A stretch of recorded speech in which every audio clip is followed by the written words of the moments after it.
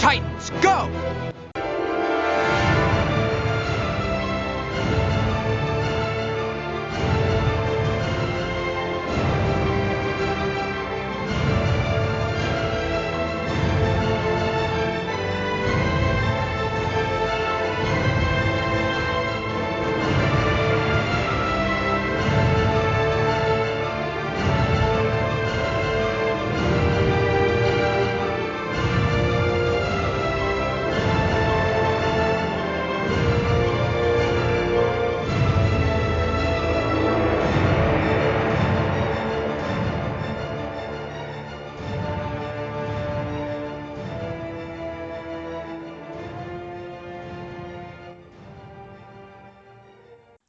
Hello again, everyone. Welcome back to Titan Talk, the Titans podcast, aka Titan Talk, the Doom Patrol podcast. We're back on a special Thursday evening edition of Titan Talk this week because, there was some little tiny holiday you may have heard of. A couple of you may have heard of, called Easter.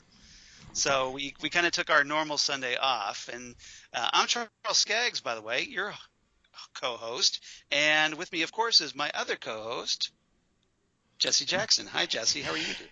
I am doing wonderful. As we record this, it is April 25th, and all over the internet, Yes. at least for a small section of people, no, not the Gotham finale. The internet is going crazy for Western Stars. A new Bruce Springsteen album is due out June 14th. I don't think that's what they're excited about tonight. Okay. I kind of think they're more excited about a certain Marvel movie that debuts tonight.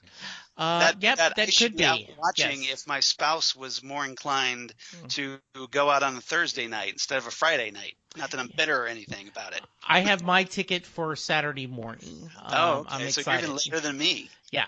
But, Yeah, we're going tomorrow night. We're going to go see. Obviously, we're talking about Avengers Endgame. Yes. Which all advanced reviews that are non-spoilery version, Yes. seem to say really sticks the landing. So I'm very happy to hear that. I am too. I worked from home today because we had a couple of repair guys coming to the house, and so I pulled up Infinity Ward on Netflix, Right. and had that rolling in the background while I was working, to kind of as a reminder of what's happening. So Yeah, Lori and I watched that last night as our refresher. yes, so that was fun. So All good. right, so yeah, before this turns into the Avengers podcast, Yes. let's get back to Doom Patrol. And so here at episode 30, we're going to talk about Hair Patrol.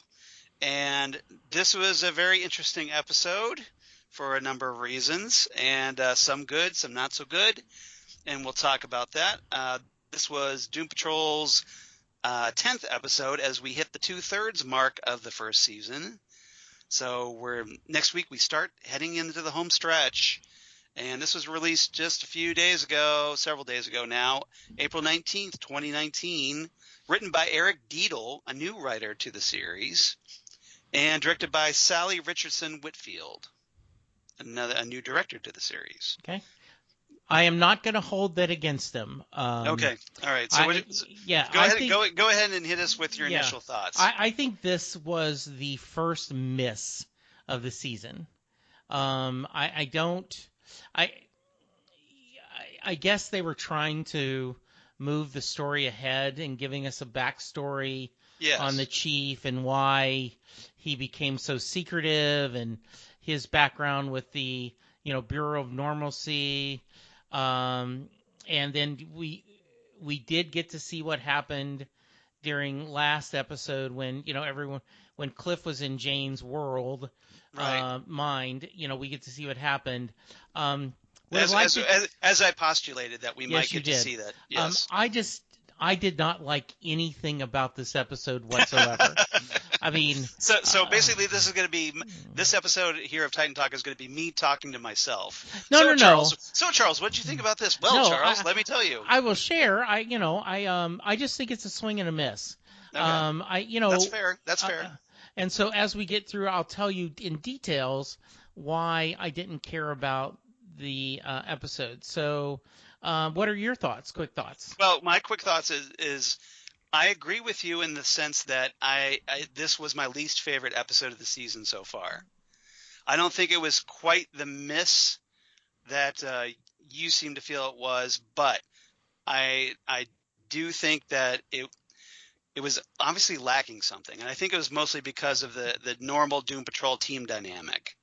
Yeah, that was the key part of this. Now there was a lot of backstory, and there was a lot of little teases of things that I want to talk about. Yeah. Particularly a couple of characters that may be coming up on the series. Okay. And from Doom Patrol comic lore, and we did, like I said, like you said, we got to see things from Vic and Rita's point of view, from Jane Patrol. But other than that, yeah, I think that it just the tone of this episode was just completely different from what we had seen so far. It wasn't the like as weird. I mean, it was weird, but it wasn't as like entertaining weird. It was more like just this really odd, almost like an X-Files kind of episode to me. Yeah, and I really tried not to hold against it that our villain, ate hair. I mean, which is disgusting to begin with. But he wasn't a very interesting villain. At all. He was more of a comical villain. Yeah, but he wasn't, when you try to do drama and fail, you can still do a story. When you try to do comedy and fail, it just looks awkward. So, yeah. Yeah, and we'll break this down because obviously I want to break this, the various characters down into their segments like we normally do. Sounds perfect. And we'll kind of dig deep in a little of why this episode turned out the way it did. Okay. Does that sound fair? Yes, very fair. All right. Before we get into that, though, I want to run down the guest cast for this week.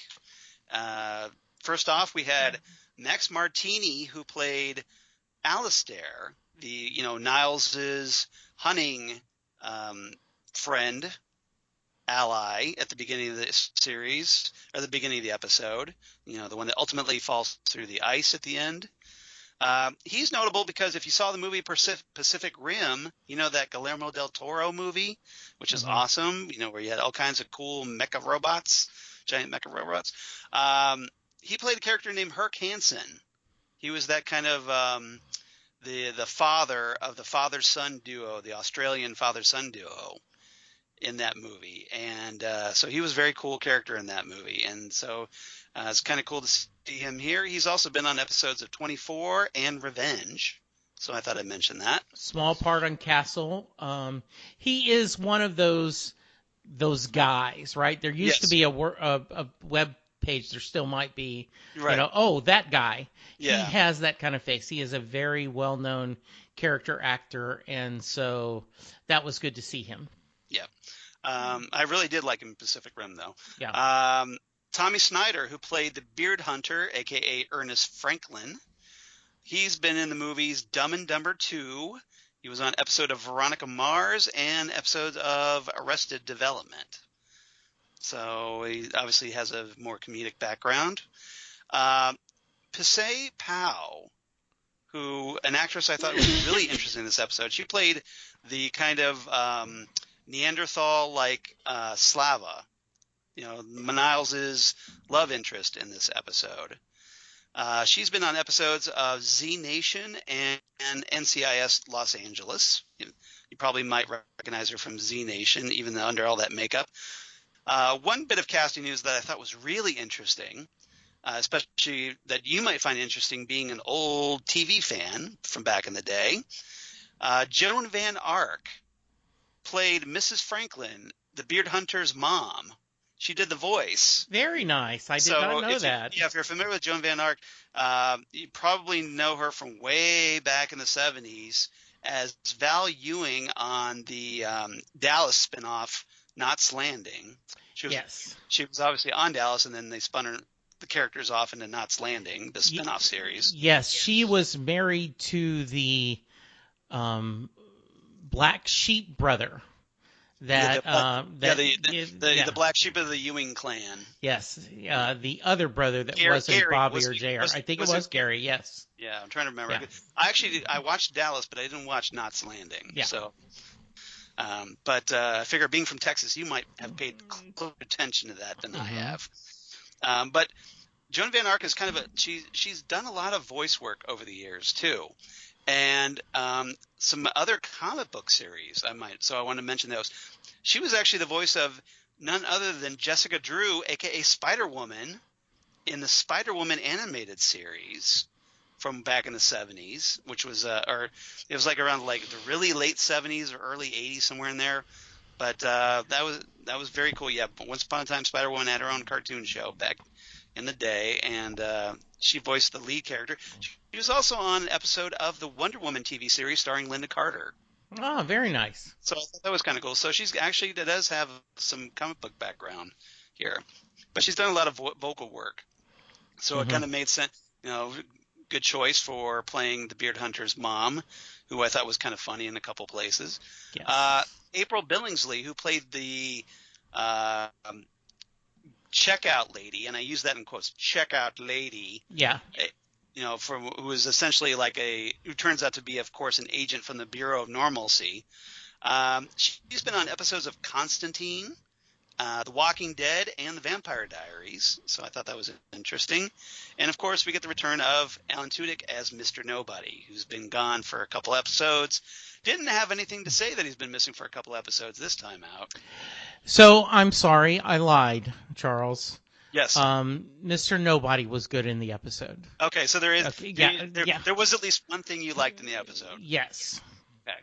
All right. Well, that's something. I guess that's a good start at least. Yes. All right. That's fair. All right.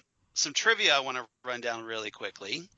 Obviously, the Beard Hunter is one character I want to talk about very quickly as far as background, because this story was very loosely based off of Grant Morrison's story, The Beard Hunter, from Doom Patrol Volume 2, number 45, back in 1991, with art by Vince Giorano, for all you comics geeks out there. And in that version, in the comic version, the Beard Hunter is recruited not by the Bureau of Normalcy, but by a group called the Bearded Gentlemen's Club of Metropolis. And they want the Beard Hunter to bring back the chief's beard in revenge for the chief calling them lunatics, which they were. And the chief wanted nothing to do with this group, and the group decided to get revenge by sending the Beard Hunter after the chief's beard. The Beard Hunter ends up attacking the chief in the supermarket in the issue. So it's kind of like a one-on-one standoff between the Beard Hunter and the chief, who is crippled, obviously, paralyzed. But the chief takes him out using wiring from a refrigerated display unit and electrifying a sheet of aluminum foil hidden underneath cornflakes that the Beard Hunter steps on. So he gets a shock and knocked out. And the chief just kind of waits for the authorities to show up eating chocolate bars in the meantime. That's how the issue ends. So if you weren't as impressed with this episode, check out the comic. You might like it better. Okay. But highly recommend it. So I just thought I'd mention that before we get started. Okay. All right. And obviously we're going to talk about the Beard Hunter more, probably to Jesse's chagrin, but we're going to talk about the Beard Hunter. Topic number 1, though, I'm going to talk about, and I do have a theme this week. Okay. So very simple theme, but hopefully effective. Topic number 1, Northern Exposure. Okay. And this I want to talk about, obviously I want to talk about Niles and Slava, and we'll throw in Alistair as well. So essentially the Chief's flashback in the Yukon. So Chief, Niles Calder of the North in this episode, in the Yukon. The Northern Yukon Territory, as we find out in 1913, where we have the chief going on an exploratory mission for the Bureau of Oddities after hearing rumors of this creature up there. And he gets this guy named Alistair, who's essentially the hunter there to kind of help possibly fend off attacks from wolves and whatnot as they head up into the Yukon looking for this creature. And obviously, things go awry, and Niles gets separated from Alistair and ends up being taken care of by this rather primitive Neanderthal-like woman named Slava. So, Jesse, as I tread into this trepidatiously, what are your thoughts on this segment? So, the three people who listen to Sports Radio 1310, The Ticket, will get this joke. Boring! I just did not care. I didn't care whatsoever. The chief trying to talk to him. Oh, I'm not like that. I'm a hunter. And oh, I just need some warmth. I didn't care. They ended up finding romance and he's all happy. I just thought it was truly boring and one of the worst backstories I've ever seen. Okay. All right. Well, don't hold back. I won't. All right. Yeah, it made no sense. So you got nothing out of it. I got nothing out of it. I truly did. Okay. All right. Well, let me tell you what I got out of this. Oh, please do. Okay. So because Charles, we got an hour to fill. Exactly. So if you got nothing, I did. Yeah. At least I've got something to help fill up that hour. Yes. So I'm not gonna judge you for your opinion because you're perfectly entitled to your opinion, and I respect that, obviously. Yeah. My take on this whole segment, though, Niles, we get this backstory of his connection to the Bureau of Oddities, and it turns into this whole thing of self-discovery, as he mentions in the episode, where he's this educated elite type intellectual, and here he is out in the outback, and a very call of the wild. He's out there. He's in this harsh Canadian element, and in the forest, and he's having to survive. And he ends up they come across this creature in the woods, and there's wolves show up, and while Alistair ends up presumably killed by these wolves at that point, Niles goes off running after seeing the creature, and or actually, I'm sorry, I'm getting ahead of myself. He's running because of the wolves after Alistair tells him to run, and he falls down this ravine and ends up severely compound fracturing his leg. And obviously, he's losing blood, and just as he's starting to fall unconscious, the creature shows up, this big fanged creature, and he passes out. Next thing you know, he wakes up in this cave, and he's paired with this kind of hooded figure. He's not quite sure who's there taking care of him. He wakes up, there's this kind of weird white paste on his leg, and he sniffs at it, and it's all horrible smelling, but it seems to be almost like a natural remedy, antibiotic or disinfectant. Yeah. Okay. So what did you get out of it? Because I saw it, I truly cannot stand you telling the story again because I already had to sit through it once. Well, I'm getting to this. Okay. So bear with me. I'm a writer. I'm setting up the story here. Okay. So with him wounded, this woman takes care of him. Turns out to be this Neanderthal-like woman named Slava. Okay. Mm-hmm. And at first, she's resistant to him. She's just look, okay, I patched you up, but I don't want you sharing my campfire. And he's, here he is from this kind of cultured background. And I know So why didn't she just kill him then? Why did she heal them if she wasn't going to let him share her fire. Well, I think there was this interest in him, or like this curiosity, because she had these hunters or the other people, that these dead guys, and they were kind of buried in the snow. And he goes over and he's like, look, he's yelling at her, he's like, look, these men deserve to be buried. And so maybe she just found him interesting. I don't know. We don't get the explanation. So they unbury these bodies. One of them. That's an inconsistent, right? Like, okay, why are you taking care of him then? Was she going to try to eat him? I mean, that's what I thought. Well, I mean, we don't know what her reason. The thing is, though, is that if she wanted to kill him, she could have just killed him. Right.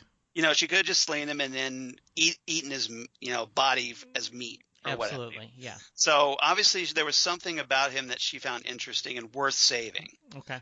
Now remember also, this character is kind of psychic, as Niles mentions later, that she has these great psychic abilities. So maybe her psychic powers read his mind and what kind of person he was.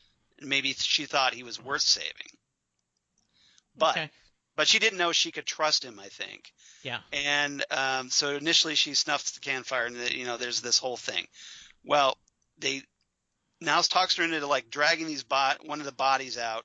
They take it out to this site where apparently it's like this very ritualistic site.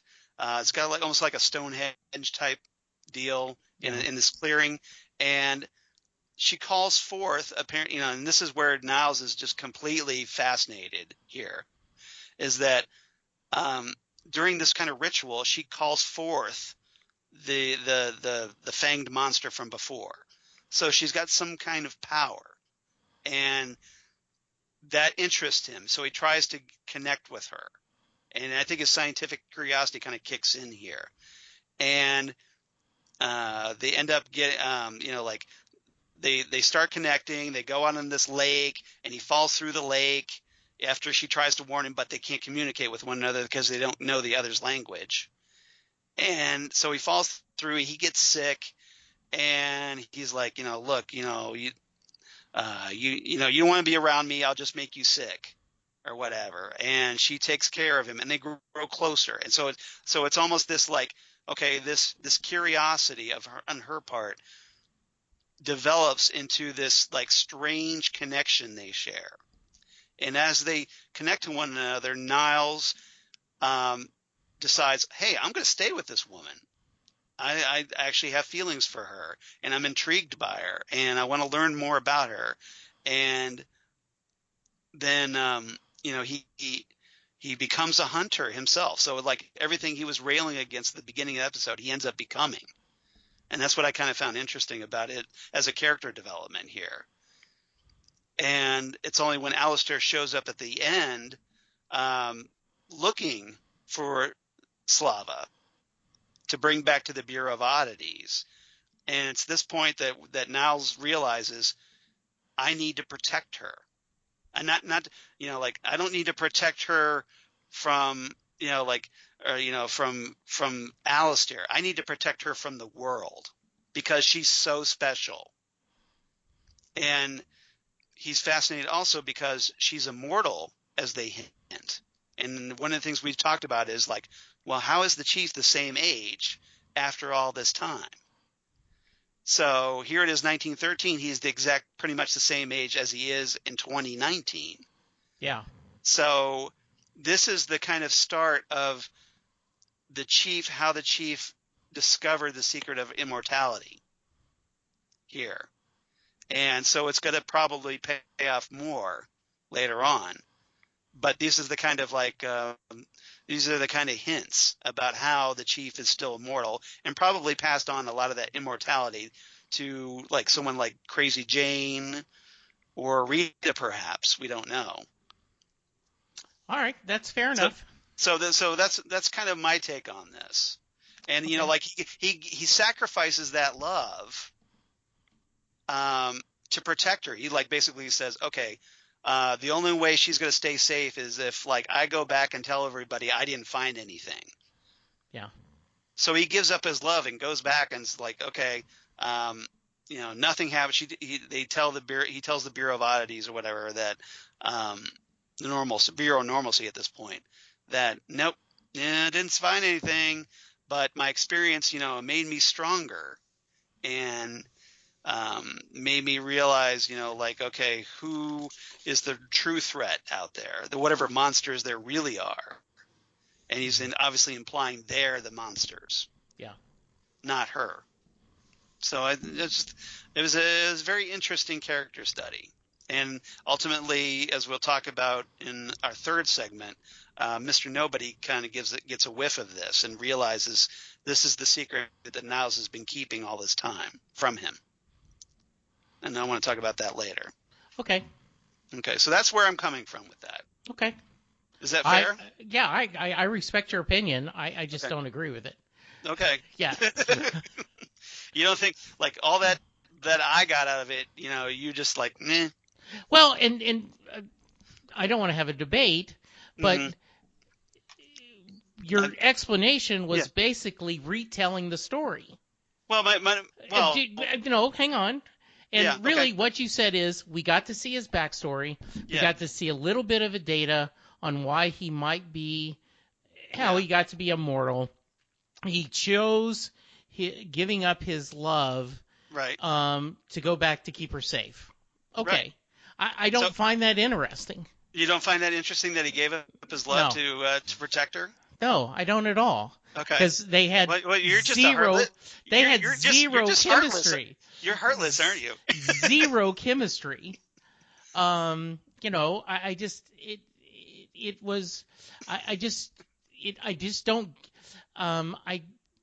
think they labored really hard to try to show the chief struggling, and they could have done a lot better way. So, next topic. Well, all right.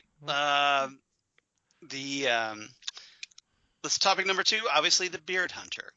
I want to talk about, and I'm sure you got some thoughts on the beard hunter. I do. Well. All right.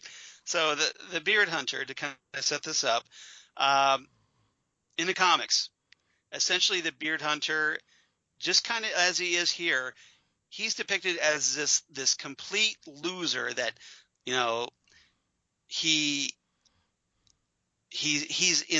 nuts, and and he has this weird obsession with beards, but at the same time he also has this rather it's essentially like a parody of guys who are way too much into like what's considered macho. And because in here the beard hunter, like he's when we first are introduced to him, he's living in his mom's basement, and on the TV are male models going down a runway, and there's all this grooming stuff, and this kind of hinted this false machismo that's hiding something, basically like suppressing something. And so in the comics, the beard hunter was essentially a parody of the Punisher. He was basically a silly version of the Punisher that instead of going out and tracking down and killing criminals, this guy who also has like a skull, if you notice, on his uniform, like the Punisher, only it has a beard on it. Instead of criminals, he goes out and hunts and kills beards. That's his shtick. It's a parody of the Punisher. And so Morrison, it was just a one-off goof thing in the comic. And so that's what they kind of did here with this. Only they tried to make him a little cooler because once he swallows in that horrible glob of beard hair from the sink of the chief's beard, and then also he gets a hold of Cyborg's, one of Cyborg's beard hairs. He's like somehow connected to the universe and can use that.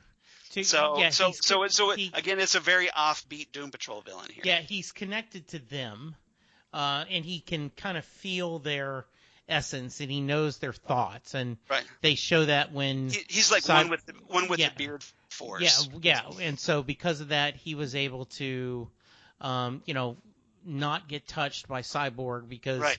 he kind of knows what Cyborg's going to do beforehand. Yeah. It's almost like this weird, like the Force, essentially, like this whole connection to the universe. Because he's connected to the Cyborg, he can anticipate Cyborg's moves. Cyborg tries to punch him, and he just kind of weaves and dodges all Neo-like, like Neo in the Matrix. Yeah. And Cyborg can't touch him. Yeah, and I assume. So it's just this weird, like, passive way of fighting here. Yeah, and I guess the idea, right, is that because he's because of the beard gives him his superpowers, right. He knows. That's very interesting. Right. That it was a Punisher parody because right. I didn't get that at all.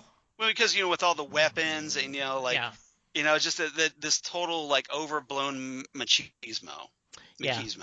Didn't get that at all.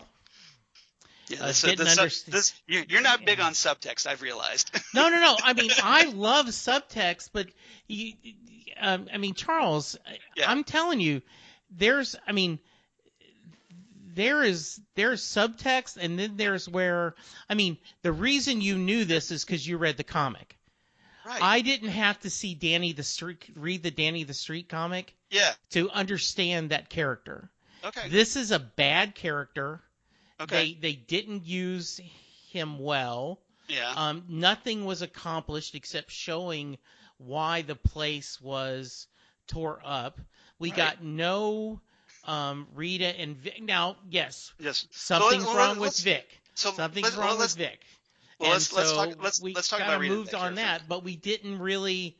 I think there could have been a lot better way to do that. Yeah, this was a really bad. This was the worst villain. So like the whole thing when Ernest is rushing home to get his gear after getting recruited by the Bureau of Normalcy, and they're playing Frank Stallone's song from Far From Over from the 1983 movie Staying Alive. That whole cheesy, like, remember that cheesy sequel to the Saturday Night Fever? Mm-hmm. You familiar with that at all? Sure.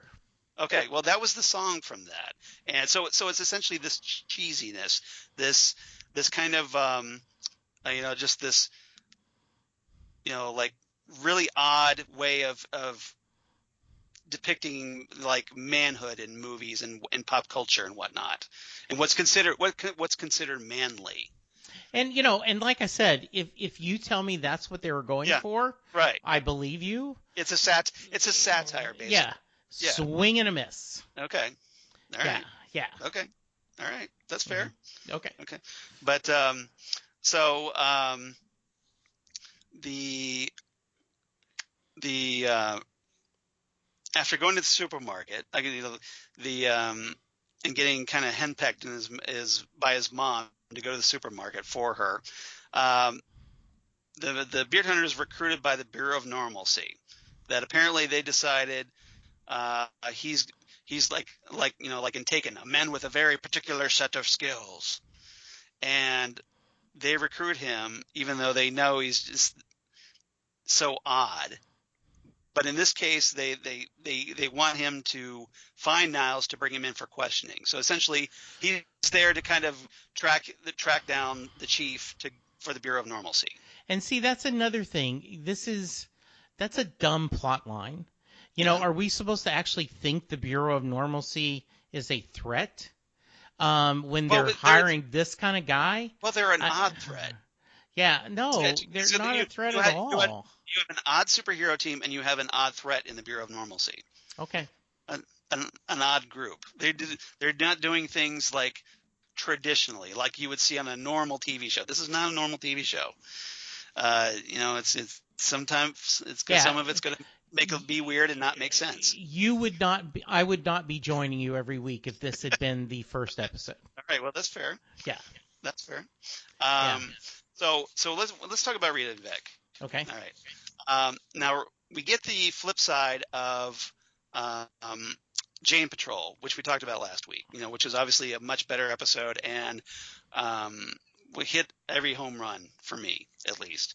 Yeah, and that there was a lot of subtlety, right. And there was a lot of subtext about the different characters back and forth. Right. I mean, so this is it. I don't know. I mean, it's obviously, I agree with you. It's not nowhere near as good as Jane Patrol was, but it was just its own thing. Yeah. I think they tried something. It's a different type of story. Yeah. I think they tried something and it just didn't work. Yeah. And I'm not going to hold that against the rookie writer, because he may have he could try again. Yeah. While essentially Cliff and Jane and obviously the negative spirit are kind of occupied, Rita's trying to ask Vic kind of what do we really know about the negative spirit? And she starts trying to talk to it, but it doesn't obviously respond to her. And at that point, Rita's kind of panicking a little bit, going, this wouldn't have happened if the chief was around. And Vic's going, well, that's why we need to find him, because he's not around. It's up to us. And they kind of bring up once again, they start trying to, as Vic tries to explain Danny the Street to Rita, and he brings up the comic book once again. And this is that copy of My Greatest Adventure number 51 from 1961 that we talked about when we talked about Danny Patrol. That's this comic book that Danny the Street gives Vic at the end of the episode. And obviously for a very important reason. And while flipping through it, Vic doesn't get it. He's just like, okay, this obviously has to be a clue, but I'm not seeing it. So Rita grabs this and starts flipping through it, and she goes like, that hunky muscle man from that normally appears in advertisements in the comic book is missing. It's almost like, she says, it's almost like he just walked right out of the comic book. And if you kind of paused the video and you were able to look at it on your computer, you could see that the advertisement was for Mental O's Sugar Flakes. So obviously, if you're a Doom Patrol comic fan, as I am, and I realize we're getting deep in the woods here again, but they're setting up this character named Flex Mentallo, this man of muscle mystery character that was featured. He was kind of introduced. I'll give you a little background. He was this character that was first introduced by Morrison in issue 35 as a member of this guy who was on Danny the Street. Okay. And he's this kind of almost like a homeless looking kind of guy. And he ultimately reveals that he's the man of muscle mystery, and he gets his appearance tidied up. And essentially what he's revealed as is a parody of those old Charles Atlas muscle guy ads that from comic books back in the day. You probably remember seeing them. Sure. That kind of sure. the man that made or that. Yeah, the sand thrown in his face, and I remember that. You got the 98-pound weakling getting the crap kicked out of him, and then he takes Charles Atlas's course, and he comes back as this big muscle guy. Mm-hmm. And it's he has this thing, hero of the beach, and he saved the day from this bully on the beach by kicking his ass and punching him out. And so Flex Mentallo is essentially a parody of that character that stands there in those big leopard skin briefs. Mm-hmm. And Morrison turned that that insult that made a man out of that guy. Well, Morrison was so fascinated with that, he kind of turned it into an actual comic book character called Flex Mentallo. A real life Stretch Armstrong, so to speak, right? Kind of, but he doesn't have Stretch Armstrong powers. Okay. He's just he's got weird, he can do all kinds of he's got super strength or telekinesis or something because of his muscle powers. And so again, it's more of a kind of a parody a little bit, but they're obviously teasing that character, so stay tuned. Well, see, I bet that would be exciting for you because you know that comic. So yes, that I'm sure was something cool for you to see. Exactly. So that's kind of my point, is that, yeah, I got more out of it obviously than you did, because of reading the comics, I kind of get where what they're setting up here. But see, they could have set that up without Hair Boy showing up. Well, I think there's a reason for that too. And you mean the Beard Hunter guy? Yeah. Well, that's again, it's a character from the Doom Patrol comics. They featured him. Yeah. You know, the guy, one of the characters that you never thought would get an episode of TV ever. Well, here he is. This show just does, like, they don't care. Like they're gonna like adapt all the stuff that you don't think is adaptable, and they're throwing it out there. Sometimes it sticks, or in this case, sometimes it doesn't. Okay, fair enough. But so they're obviously teasing that character, and the Beard Hunter, they face him, and Vic is obviously having problems. You talked about that. That his operating system, Grid, who, remember, I told you to pay attention to, Grid's giving him more problems. He's activating his hand cannon because he views the Beard Hunter as a threat, and that apparently the host isn't capable of dealing with this threat. So Grid has decided, hey, I'm going to take over your body and take care of the threat myself. So Grid is essentially becoming more active, shall we say. Yeah. And that's obviously going to get worse. So, and I'm sure that's probably going to be one of the reasons why we see relating to Jane's painting, I'm guessing, is because of Grid. Okay. So that's my prediction. I'm going to call my shot right here. I like it. Okay, so stay tuned for that. Good. So I thought that was kind of important that they kind of are setting that up as well. They're setting up some things probably for the season finale payoffs, I'm guessing. Okay. So I just so even though they may not be as obvious right now, just be patient. Yeah. Oh yeah. I mean, I'm not giving up on the show. I'm just saying I just didn't think it was a very good episode. Yeah. So cool. Yeah. And the Beard Hunter, obviously Vic's not able to touch him, and with the whole problem with his hand cannon, the Beard Hunter kind of declares victory. Only he ends up turning up at the very end of the episode, where rather enigmatically, he goes to this mysterious location, and he enters through this door across from a sign that says, "No dolls in the dressing room, please." And he goes down into this completely black room with a white staircase. He goes down all the way down this white staircase, and he leaves a message for his mom saying he's been tracking Niles' beard, and he says he's close. Okay, so he gets down there. It's like a small tunnel, and at the far end of the tunnel is this really creepy button-eyed doppelganger of the chief, kind of like something out of the movie Coraline, if you remember that movie. Yes, I do. Based on the Neil Gaiman novel, young adult novel. And he is basically acting in this high-pitched voice if he's come to play with him, and he likes the Beard Hunter's costume. And then all of a sudden, the Beard Hunter hears this roaring sound. He turns around, and it's that big fang creature from before. Yeah. And screams and drops his flashlight. It's like, what happened? What just happened here? So, what do you think happened to the Beard Hunter there? Or do you just not care at all? My hope is he died. Okay. A painful death, so we never have to hear from him again. Okay. But yeah, I didn't think at all. Okay, so you didn't care about what's this creepy doll version of the chief, and what's all this? You just didn't care. I could care less.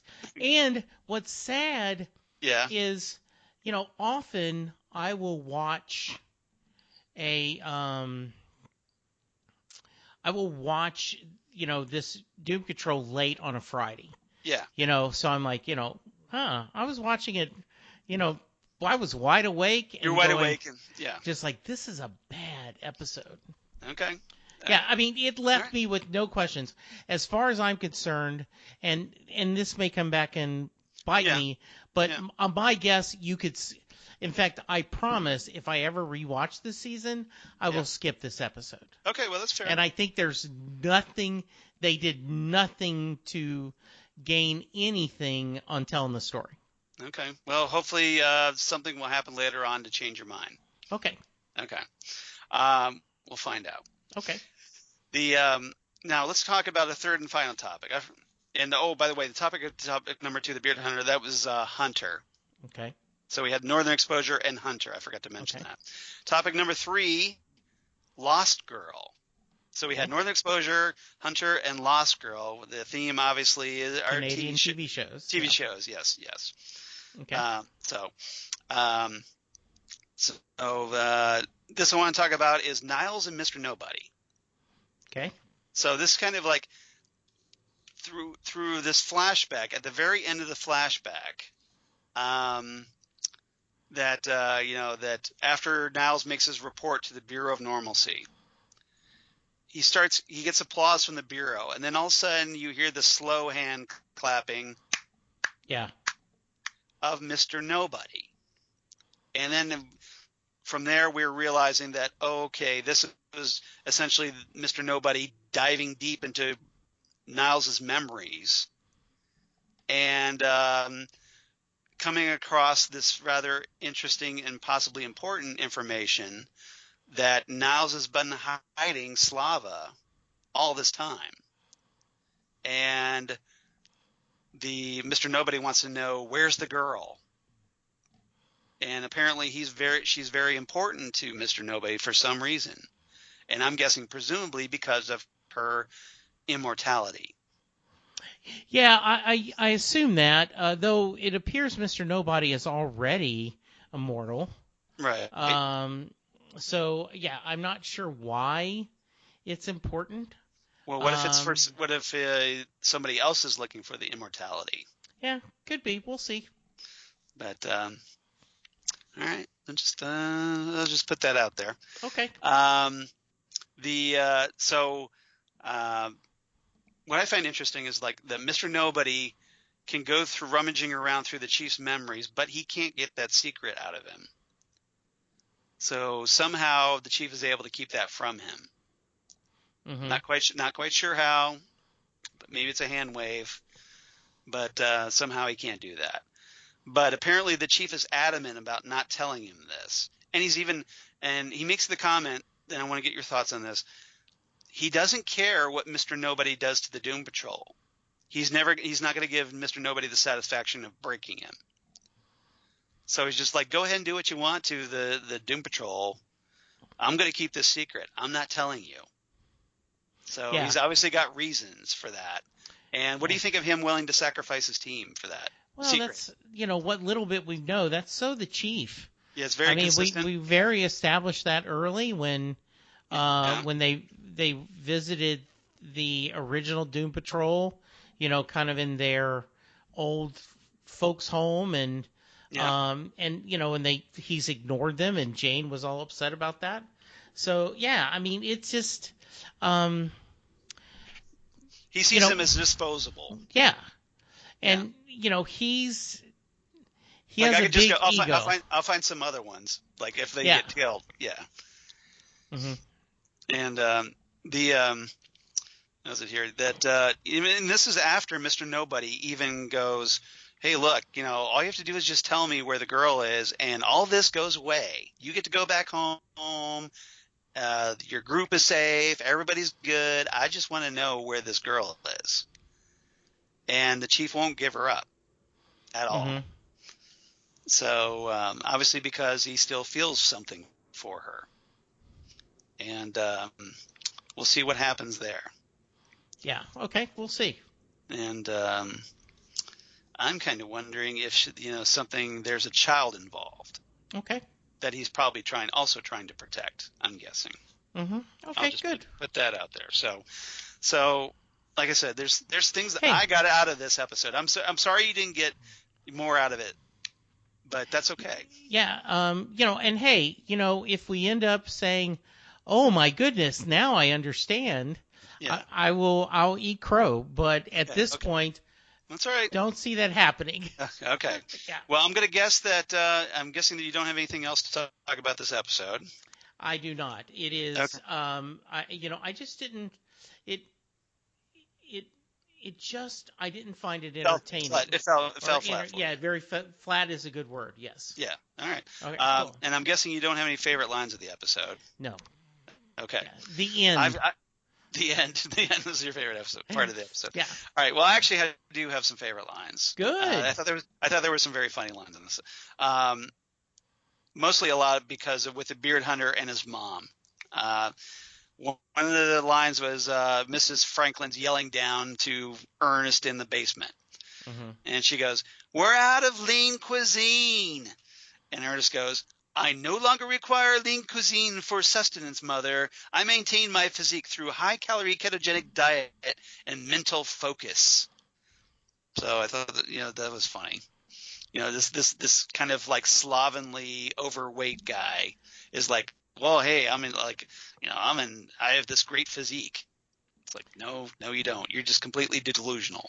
Yeah. See, I didn't find that charming or funny. I just went kind of, you didn't find it funny that he was this big loser that thought he was way more important than he was. No. Okay. All right. Another scene was in the supermarket that I liked was Ernest and the checkout lady, where Ernest goes, "Who the F are you?" And I'm censoring here. The checkout lady goes, "Try the United States effing government, Bureau of Normalcy." Ernest goes, "I'm familiar with your work." And the checkout lady looks at him for a moment and goes, "No, you're not." And Ernest finally admits, "No, I'm not." So I thought it was fine. Another great line I thought between Ernest and his mom, where Ernest yells upstairs, "Mom, where are my shuriken?" The throwing stars. Yes. And his mom goes, "Check the dishwasher." And Ernest goes, "I told you they're hand wash only." So essentially, Ernest is like every internet troll that's out there that lives in his mom's basement and is a loser. So, thinks he's a badass. Do you remember Felicity Day's internet series about gaming? Felicia. Yeah. Yeah. Yeah, I know what you're talking about. I'm blanking and everyone talked about how amazing it was. Yeah. And it was a parody.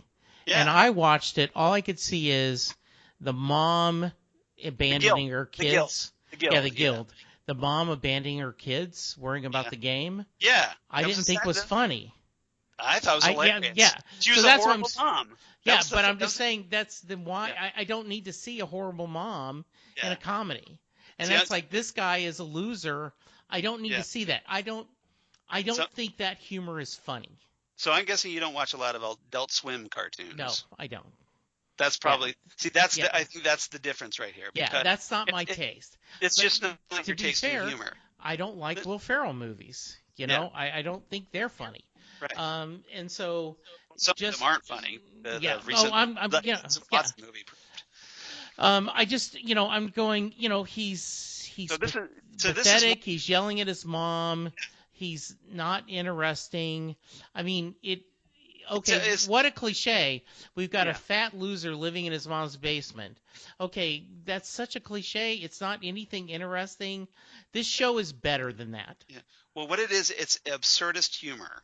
It's pointing out the humor of the absurd, the mundane, the like loser, just the like kind of looking at the Larry David show. Mm-hmm. Where he's he's kind of like this nebbish loser. Right. And and there's humor in that. There is, because that's funny and well written. Okay. Yelling at your mom that she puts your throwing stars in the dishwasher when wash your own dishes, kid. Yeah. Well, the fact that these shuriken, which are used by ninjas, ending up in like his mom's dishwasher. You don't find that funny and absurd at all. Okay. I don't at all. Okay. All right. So this is just more of a like what you find funny kind of thing. This is the difference here, I think. And a bad story. Okay. I mean, yeah, it wasn't funny. It wasn't entertaining. It did not move the plot ahead. I'm going to give it 5 out of 10 just to be generous. Okay. And I'm not even going to give it a something is how bad I think of this episode. Okay. I'm just giving it, I hated this episode. Obviously. Yeah. All right. Well, welcome back, Captain Grumpy. Yes, indeed. So how about you? What would you give it? All right. Well, I guess I'll skip the rest of my quotes. Please. We're running long. No, I'm saying please do not give them because they're horrible. Okay. All right. Okay. All right. My episode rating is 8 out of 10. Bushy beards. You are kidding me, Charles. Yeah. You giving this episode an 80%? 8. Yeah, I am. God. I am, because for one thing, I was really fascinated by the Chief's story, and like I was invested in the fact that he fell in love and is doing all this to protect, even though it's this hairy creature, this hairy woman. Maybe it's just like I'm not so hung up on looks, but I appreciated the love story in that, and the fact that it's kind of driving his real secret motivation here. After 5 years of podcasting, yeah, it's like I don't even know you at all. Just picking at you with love, Charles. I am so happy you liked it. I really thought you were going to give it. I thought you were going to give it a 7. I thought you were going to give it a 7. I actually was going to give it a 7, but after going through it again, and I was like, well, maybe this episode's better than I thought it was. So I give it an 8. I bumped it up. Good for you. Just out of spite. No, just kidding. I should give it a 4 then. Because after you talk about it, I hated it worse than I thought. But 8 bushy beards. So, okay, we've got to have someone all right. So say, are they on Charles' side or Jesse's side? We want to hear that, right? Or, if you got your own side, that's cool too. I'm cool with that. I don't have any Titans Tower news, so let's just go right into we do have some feedback from Holly from Wisconsin this week. Yay. So welcome back, Holly. She's playing catch up, as it turns out. Okay. So she kind of has a little bit of quick thoughts on Jane Patrol from last week, which she didn't write in for, and also on Hair Patrol this week. Oh, good. So here's Holly's thoughts on this. Hey, Charles and Jesse. Got so busy last week that I didn't have time to send in feedback for the Jane Patrol. I'll keep my thoughts on that one brief. It was nice to see most of all of Jane's other personalities and that they were all banding together to protect her, and I really, really hate Jane's dad. Well, you're really, really supposed to, because he's horrible. Yes, absolutely. He's a horrible excuse for a human being, and you should hate him. And I'd be disappointed if you didn't hate him, because I certainly do. He's definitely deserving of your hatred. As for Hair Patrol, interesting character in the Beard Man. I think she means the Beard Hunter. I also like the fact that we got more backstory on Niles and his past adventures. Still no love lost between him and Mr. Nobody. These episodes didn't disappoint at all, and I'm so glad I gave Doom Patrol a try. I'll wrap it up here. Holly from Wisconsin. Well, you know what? That makes me happy. First off, thank you, Holly, for giving it. Yes, thank you for writing in and checking back in and catching up. It's always great to hear from you, and thanks even more for kind of siding me with me a little bit on that one. Because Charles needs a little love. See, I'm not the only one. You know. I did want to give a shout out. Holly also sent a feedback to Small Council Matters. So it was very cool to see her give a feedback on that as well. That was very nice. I can do that too. Yeah, so that was very cool. Yes, you should. I would love to read your thoughts on that. That, you know what? It makes me happy because I want Doom Patrol to be successful. Yeah. I want people to love it. So actually, a lot of the reactions I saw, because I clicked through the Hair Patrol hashtag, they seem pretty positive about the episode. Good. I am glad. That's why I was kind of surprised. Well, Jesse really hated this episode. That is great news to know, because I like to know that I'm in the minority. I'm not trying to paint you as the outsider here. No, that's okay. Okay. Yeah. I don't mean to make you feel like an outsider. Now, if I do, I apologize. But, no, not at all. Everybody's entitled to their opinion. It's okay. Absolutely. Yeah. It's okay that if Jesse doesn't like it, and it's okay if I do. Yeah, absolutely. No big deal. Everybody's entitled to their opinion on this one. Yeah. Whatever it is. All right. But thank you, Holly. We definitely appreciate it, as always. Absolutely. If you want to be like Holly, and please write in.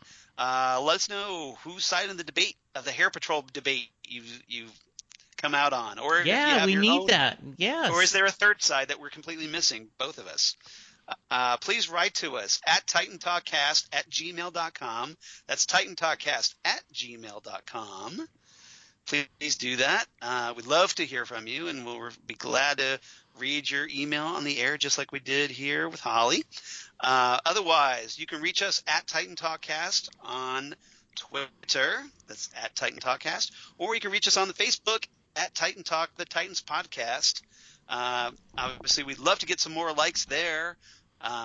Like to be able to get enough likes so that we can start awarding top fans. Yeah, like all the cool websites are doing these days. But you have to have like 2,000 likes or something to be able to do that, as I checked into it. Yeah, that'd be great. So, yeah, if we could get those up, we'd start doling those things out like candy. Mm-hmm. So if you want to be a top fan, let's we need to boost up those like totals. Please do so if you're not already. We definitely appreciate it. Or please do that on Twitter as well, because that helps people find us. And also, please go to iTunes and rate and review us. We definitely appreciate that. Yeah, right now we're still at 13 ratings.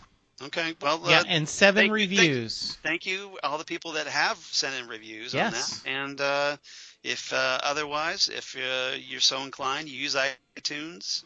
Yeah, I definitely appreciate yours as well, and hopefully you're enjoying us here. Yes, on even though we kind of bicker about Hair Patrol. Yes, speaking of. Yeah. A great podcast for all things DC by Holly Max 79. Yeah. 5 stars. Charles and Jesse are a great team with their DC discussions. Always an enjoyable listen, no matter what show and episode they are talking about for the week. Aw, I'm going to blush. That's very sweet. It is very sweet. Thank you, Holly. All right. You're our MVP for the week, Holly. Absolutely. All right. Definitely appreciate you. Otherwise, Jesse, where can they find you on the interwebs? Well, you can tell me how wrong I am by sending me a tweet at Jesse Jackson DFW. I'll like and retweet it if you do. Yes, you will. I also can be reached on Facebook at Jesse Jackson from Louisville, Texas. As we talked about, we'd love to see some people. I may try to do a poll on our Facebook page to say, thumbs up, thumbs down. Okay. Yes. You can hear me, as we talked about. Small Council Matters is the Game of Thrones podcast that I'm on. Our third episode of the season. We had a preseason episode 1, episode 2 should be out shortly. And catch up on those. Yeah, it's been a lot of fun. We've had a good time.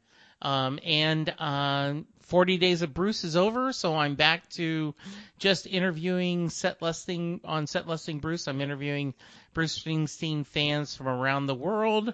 And as we talked about, we're excited about Bruce putting out a new record. Charles. Yep. Yeah, you'll probably get another 50 episodes out of that? Exactly. So Charles, how about yourself? As for me, obviously you reach me on the Twitter at Charles Skaggs or at Charles Skaggs on the Instagram. We definitely appreciate that. Facebook, of course, Charles Skaggs in Hilliard, Ohio. And my blog of geeky things. Come on. Damn good coffee. And hot. Damn good coffee and hot, where I talk about all the stuff we talk about here on Titan Talk, including Titans news, Doom Patrol news, any kind of actually posting some stuff on Swamp Thing recently. The first trailer for that came out. Did you happen to see the trailer for that, by the way? I have not seen that yet. It's very, very interesting. It's okay. Obviously, it has a very horror-flavored. James Wan, the guy behind Aquaman, is producing this series, and it has he comes from a very big horror background. So it's got a very good horror flavor to it a little bit, and kind of digging that. You'll also have one of your patented spoiler episodes of the new Avenger movie out. Yeah, soon. Avengers Endgame. Obviously, I'm gonna go see that tomorrow. Gonna try and hurry up and get that review out because I know it's gonna be a lot of people looking for that one, and so I'll get that up soon on Damn Good Coffee. I'll try my best. It's gonna be obviously a 3-hour movie. It's gonna be a lot to review, so I gotta type my fingers off. But hopefully it'll be worth it, and hopefully everybody will enjoy that. So, by the way, as we go back to an Avengers discussion, if you Google "when do I go for a bio break," they actually have a couple of suggestions of what's happening on the screen is a good time to go. And pee before the movie, you pee after. It's that simple. Some of us old people can't go 3 hours, Charles, especially with our 32-ounce Diet Coke and popcorn. But anyway, there you go. Just kind of dial that back to maybe a 16-ouncer. I'm looking forward to talking to you. We may have to spend a few minutes talking about this Sunday. We probably will. Because it's just in a few days, so we'll be talking about that. Exactly. Also on Damn Good Coffee, my other podcast that I talk about here on Southgate Media, including, of course, Next Stop Everywhere, the Doctor Who podcast, that where Jesse and I are going to be talking here in a few days. We're going to be talking Dalek, the first appearance of the Daleks in the new era, in the Christopher Eccleston era back in 2005. We're going to be talking about that, and where Jesse gets to talk about the Daleks again, his favorite subject. Well, I won't be grumpy about that one. That's a good one. Really, we picked the episode. Yes. Yeah, exactly. Yeah. I gave you the choice, Yes, so you did. You chose that one, so we're going to talk about that. And recently we had Zan Sprouse, wife of comic book artist Chris Sprouse, my Ghostwood, the Twin Peaks podcast co-host, on just recently here before this one, where we talked the greatest show in the galaxy. Yeah, that was a really good discussion. Also, a couple weeks before that, Christine, who is a fellow member of the Small Council Matters podcast, was on. She's been on a couple times. I really like her. Yeah. You guys, she has a good discussion. I really like her. We have pretty good chemistry, I think. Yeah, I think so too.